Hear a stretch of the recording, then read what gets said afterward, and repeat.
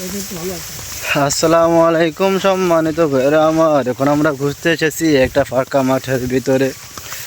বন্ধুগণ, আমার কথাটা কীভাবে বলি, আশপাশে তো ধান ক্ষেত, আমরা যাব কিভাবে? রাস্তা তো হারিয়ে ফেলেছি রে বাবা।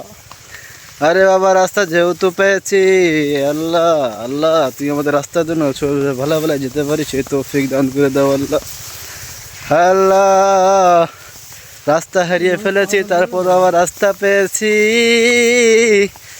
আল্লাহ, আমার জন্য ভালোভাবে যেতে পারি, সেই তৌফিক দান করে দাও গো আল্লাহ।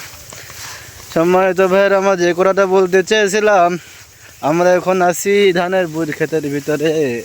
যারা ভিডিওটা দেখবেন অবশ্যই সবাই শেয়ার করে দেবেন, এটা লাইক করবেন, সাবস্ক্রাইব করবেন, কমেন্ট করবেন রে বাবা। বাবা কি বলবো আপনাদের কাছে, বলার তো অনেক কিছুই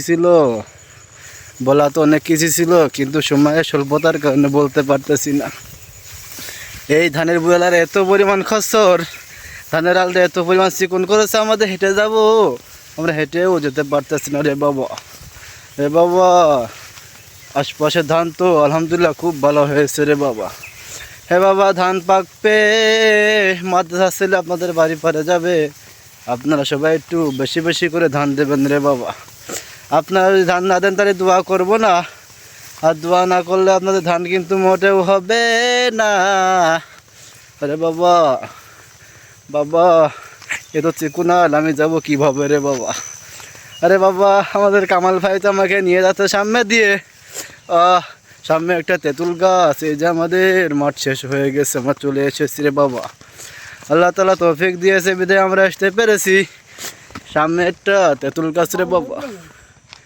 আরে বাবা, বাড়ির পথে চলে যেতে রে বাবা, কি করবো রে বাবা? আরে বাবা, তোমরা সবাই দোয়া করো আরামসে। আরে বাবা, বাড়ির পাশ চলে আসি, আর ভিডিও করতে পারতেছি না রে বাবা। আসসালামু আলাইকুম ওয়া রাহমাতুল্লাহি ওয়া বারাকাতুহু রে বাবা।